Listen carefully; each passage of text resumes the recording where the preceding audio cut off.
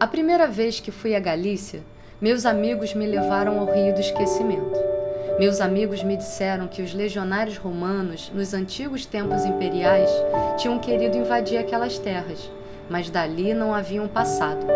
Paralisados de pânico, tinham parado nas margens daquele rio. E não o haviam atravessado nunca, porque quem cruza o Rio do Esquecimento chega a outra margem sem saber quem é ou de onde vem. Eu estava começando o meu exílio na Espanha e pensei, se bastam as águas de um rio para apagar a memória, o que acontecerá comigo que atravessei o mar inteiro? Mas eu tinha andado, percorrendo os pequenos povoados de Pontevedra e Orense, e tinha descoberto tavernas e cafés que se chamavam Uruguai, ou Venezuela, ou Mi Buenos Aires querido, e cantinas que ofereciam parrilhadas ou arepas, e por tudo que era canto havia flâmulas do Penharol e do Nacional e do Boca Juniors, e tudo aquilo era dos galegos que tinham regressado da América e sentiam ali saudades pelo avesso. Eles tinham ido embora de suas aldeias, exilados como eu, embora afugentados pela economia e não pela polícia, e depois de muitos anos estavam de volta à sua terra de origem, e nunca tinham esquecido nada, nem ao ir embora, nem ao estar lá, nem ao voltar. Nunca tinham esquecido nada, e agora tinham duas memórias e duas pátrias.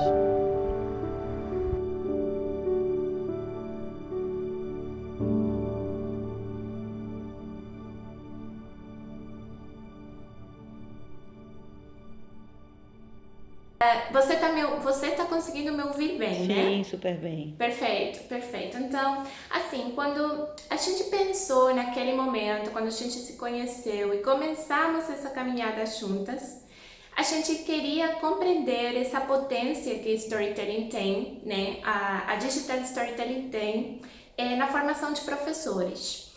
Aí nós tivemos uma opção que foi política, metodológica, epistemológica. Essa opção foi o método da pesquisa-formação. Então, o que eu quero é que você tente, de alguma maneira, conversar um pouco comigo, ou a gente conseguir falar um pouco sobre por quê, ou de alguma maneira dizer o que é a pesquisa-formação na cibercultura, por que a gente escolheu caminhar por ela. A pesquisa-formação na cibercultura, eu posso afirmar, começa pelo final dessa sentença, pesquisa-formação na cibercultura.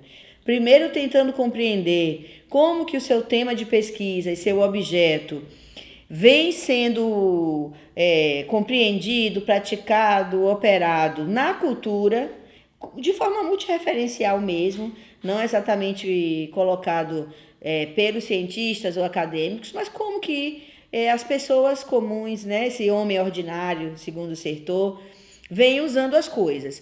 A pesquisa-formação é aquela pesquisa que não separa a investigação acadêmica dos processos formativos.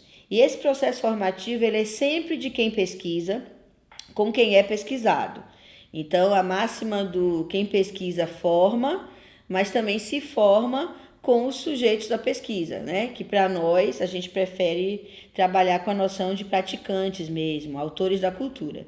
Então, a questão da escrita de si, eu trouxe essa inspiração das pesquisas autobiográficas. Não é um conceito meu, nem muito menos, né? Tem até textos do Foucault que falam da escrita de si, mas o nosso interesse na escrita de si é pelas pesquisas da área da educação que fomentam essa perspectiva autobiográfica do próprio processo de escrever para se autoconhecer. Então, no momento que eu estou escrevendo sobre mim, minha vida, minha trajetória, minha formação, eu tenho, por dizer, não é a palavra ferramentas, mas eu tenho um monte de componentes para poder repensar a minha vida. Então, quando eu escrevo, o escrito está, não vai mudar. Eu posso reler esse texto 15 anos depois, ou daqui a muito tempo, ou amanhã, e já não vou pensar a mesma coisa. Então, esse processo de reflexão e de coisas que eu faço à medida que eu vou escrevendo é muito potente para a formação de professores. E aí, como compreender como a gente pode lançar mão dessas possibilidades de contar histórias para formar os professores. E aí a gente foi, né, também tentar compreender como que no campo da formação de professores a gente tem uma polifonia enorme de possibilidades de compreender o fenômeno formação de professores. E, dentre várias teorias, a gente encontra as epistemologias das práticas, que vão dizer que a gente aprende com as nossas próprias histórias, vivendo as próprias experiências, pensando sobre essas experiências, e ao passo que a gente pode contar isso e partilhar com o outro, a gente produz memória, atualiza as memórias de formação que tivemos, e se isso é em rede, a gente só potencializa essa própria experiência, uma vez que a gente entende que formar é viver a experiência do processo formativo. Eu venho de uma classe média trabalhadora na Argentina. Meu pai, ele é professor universitário, mas minha mãe resolveu fazer a escola média quando ela viu que eu ia me formar no doutorado. Então ela se formou da escola agora, há pouco tempo. Ela não teve as mesmas possibilidades que eu tive.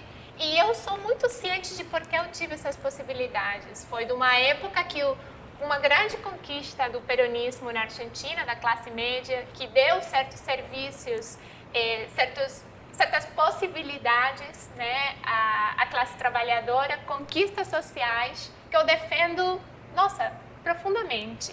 Então, essa questão das cotas, essas questões que muitos chamam de privilégios, né, para as classes populares, não é assistencialismo nenhum para mim.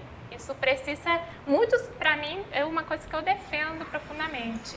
Então, por isso minha posição com essas questões sociais, né,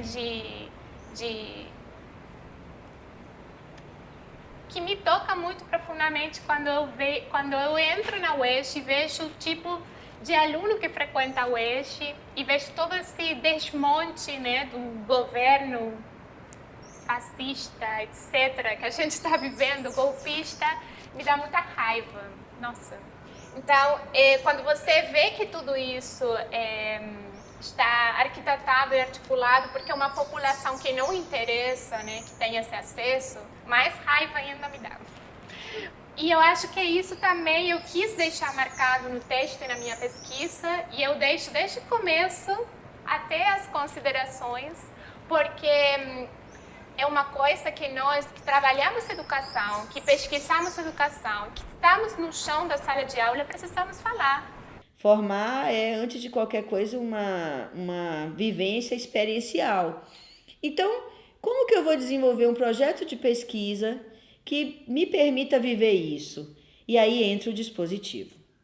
O dispositivo é exatamente esse conjunto de meios materiais e ou intelectuais que a gente cria, que a gente forja, que a gente inventa para criar as ambiências formativas. Então, criar dispositivos é, antes de qualquer coisa, criar essas ambiências formativas. Forjar espaços-tempos, criar arranjos curriculares e não separar as práticas de educação da própria cultura. Então, não há pesquisa, formação, sem a criação de ambiências formativas. E aí as pessoas podem entender a ambiência formativa só como a criação do espaço, tempo, mas é preciso pensar que para ser uma ambiência formativa, é preciso pensar na ambiência como um todo.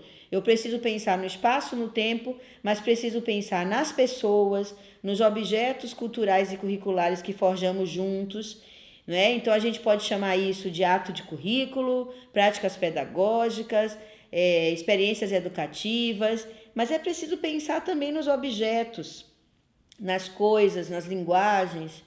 E no seu caso, o que é que se constituiu efetivamente o digital storytelling?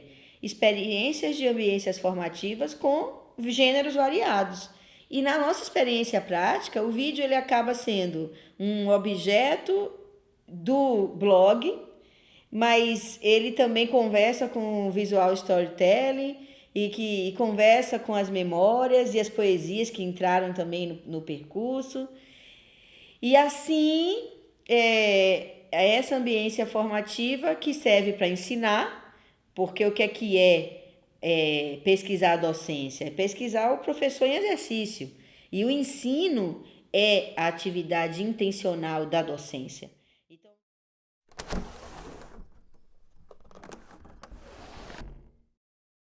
hoje nós temos um mundo repleto de tecnologias, sem a qual você não pode viver.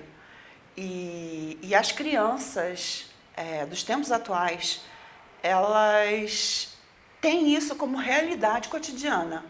Então, como você subtrair da infância e da educação a tecnologia? Não tem mais como.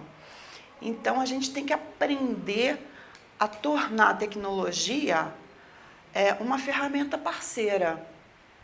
Eu lembro da professora Edmeia falando muito sobre isso, do empoderamento das aulas através da tecnologia. Fantástico! Nunca tinha atentado para essa realidade. A gente fica o tempo todo nessa questão de agente e ator, mas só vamos ser autores quando temos um processo de autorização. Então, essa é uma questão bem interessante, porque na prática nossa, em sala de aula, que é uma prática 100% criativa, né, que invita o aluno a pôr mão na massa e fazer aquilo, se não tiver um processo de autorização, essa questão não aparece, não surge. A gente tinha uma visão muito limitada do que era o recurso digital, né? Não dentro da educação, mas no geral mesmo, como era a expressividade das pessoas com o digital, entendeu? A gente ficava muito limitado a achar que o digital ele se resumia apenas ao audiovisual. Porém não, o digital, com a disciplina eu tive uma amplitude maior de compreender que o digital ele estava tanto no texto, na escrita, no processo de escrita, no processo corporal também, né, por meio do vídeo, né? E quando se tratava de educação, né, tudo aquilo ali que eu já ia desenvolvendo se misturou não com a funcionalidade, mas com a intenção pedagógica, né? E você, no caso, você trocar conhecimento através do digital. Quando a gente vivenciou todos esses atos de currículos que criamos a partir do dispositivo, né, que foi o blog, narrar a história, a própria história escolar, no Instagram com as fotos, como a chegada da tecnologia digital impactou na minha vida. Esse foi tipo o pontapé inicial para começar os vídeos, e como tínhamos diversas gerações, cada um foi contando, né, que tinha pessoas mais novas, que já... então cada um foi narrando nessa própria arte de narrar, desde sua experiência, né? Desde o repertório cultural que cada aluno traz. Foi assim, eu e um amigo meu tínhamos um grupo musical, só que a gente tinha várias dificuldades, né, para poder se encontrar. Brother, então, tava lá num festival lá na escola de bandas independentes. Eu queria te chamar pra gente fazer um som pra tocar lá naquele festival. Vambora?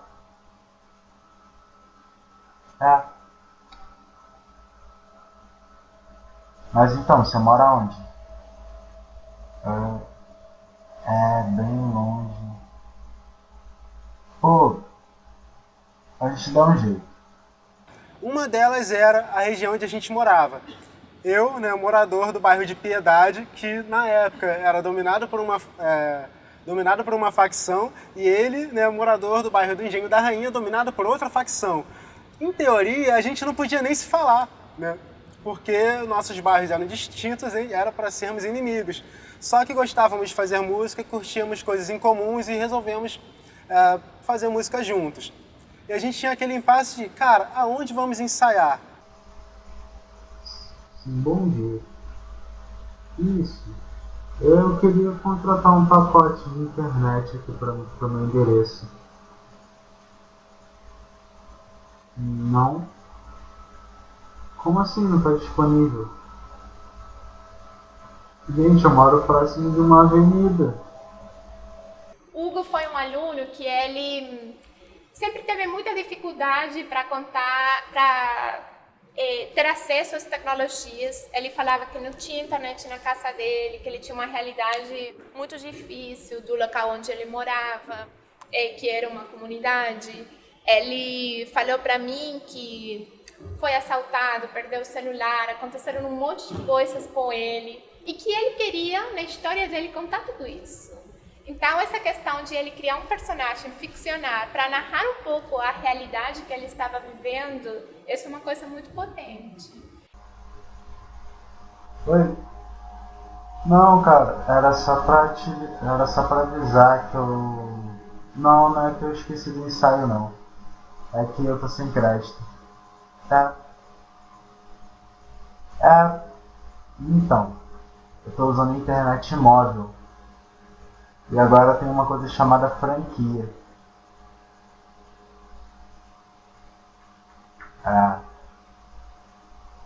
Isso aí. Valeu.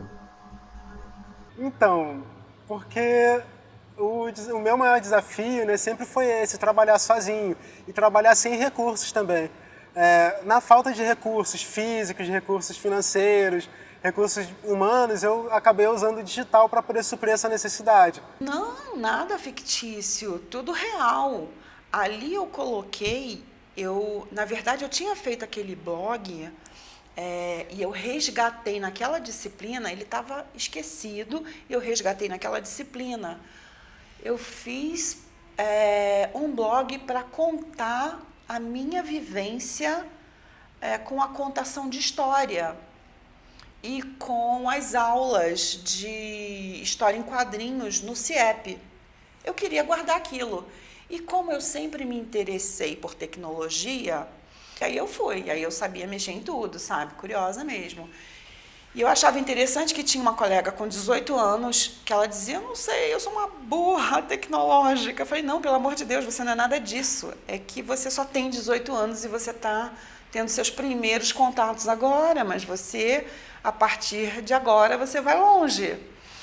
Ah, mas olha só, você não, pô, olha a diferença, eu já venho num caminho, né? Você está começando, você vai fazer a mesma trajetória. E então é isso, ele tinha histórias reais e não fictícias. Então ali é todo real, não tem nada de fictício. Eu achei fundamental a ideia de logo no primeiro período você já entrar com tecnologia, porque isso vai associando, porque é uma disciplina que ela interfere nas outras, ela está atravessando as outras disciplinas, não tem como de separar.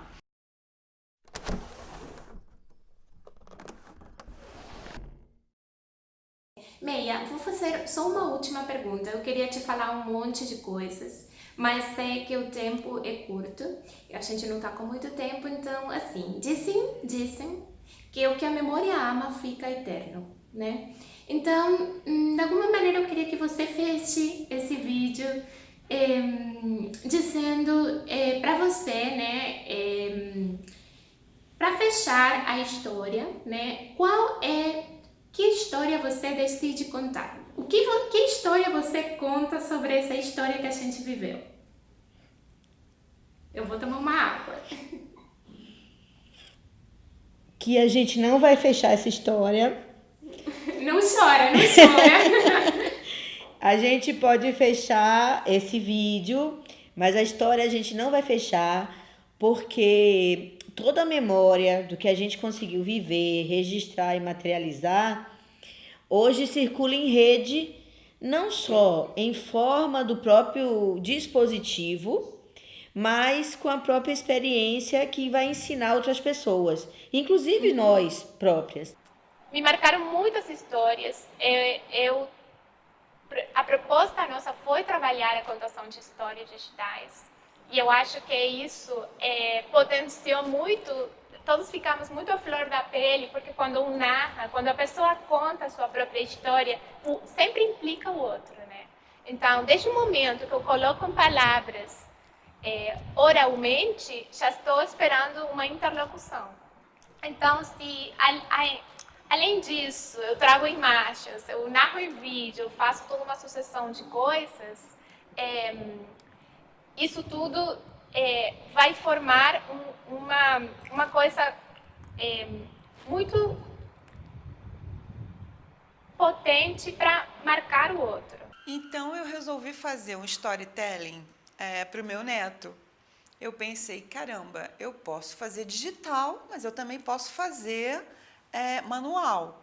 Então eu fui desenhando e contando a história de quando eu fiquei sabendo que eu ia ser avó até os 2 meses do meu neto. Então eu fui relatando diariamente quando eu recebi a imagem da primeira fotografia 3D, da ultrassonografia 3D, os primeiros presentinhos, o dia que ele nasceu. E agora eu estou pensando em fazer o storytelling digital. Por quê? Porque tem coisas que são registros de vídeos e não tem como colocar vídeo manuscrito. E de verdade, que bacana essa ideia do storytelling. Que legal, cara. São memórias e a gente se constitui através delas, sabe? A nossa cultura, são as nossas interações, são as coisas que realmente são importantes, são os nossos afetos. E isso é genial, cara. Você poder ter acesso a essa tecnologia para registrar essas memórias importantes da sua vida.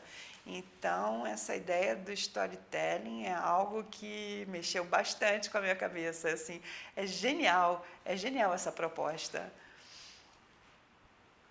Porque, assim, lembrando toda a minha trajetória escolar, tive uma educação que eu não posso dizer que foi de excelente qualidade, porque eu tive várias dificuldades ao longo do caminho, né? E quando eu cheguei na faculdade, eu cheguei assim, cara, eu tenho um mundo de possibilidades de coisas que eu não imaginava. Eu aprendi que a minha narrativa ela tem valor, sim, né? Porque nem todo mundo vive a realidade que eu vivo, mas todo mundo, né, vive nesse mundo. E a gente precisa explorar isso, né? Precisa ser ouvido e ser visto também. Falo isso para todas as pessoas que eu encontro, mas para mim ter conseguido escrever uma tese, né, de doutorado numa língua que não é a minha, é realmente a maior experiência de aprendizagem que eu tive na minha vida. Com tudo que isso implicou, não só a escrita, mas também a experiência formativa, a questão de ter experiência em sala de aula universitária, a questão de entrar em contato com um contexto plural, diverso, como a UESH é, o que a UESH representa, o meu grupo de pesquisa, que foi grandioso, em tudo, né? Eu conheci até você, as meninas que estão aqui ajudando nisso tudo. Eu me levo daqui grandes amigos, muitas coisas boas em relação ao entendimento de pesquisa e da minha própria formação também. Eu fico muito emocionada. E assim, eu vou embora com uma tese, uma filha e todo um rio que passou por mim, né? Como dizem sempre, o rio que passa por mim. O Rio de Janeiro realmente me atravessou. Ninguém sai indiferente dessa cidade, né? Isso é fato. E eu não sou uma menos. Para bem e para mal, o Rio sempre tem uma realidade que, embora ele te bate, né, no rosto, ele consegue te apaixonar também. Ele conseguiu me apaixonar.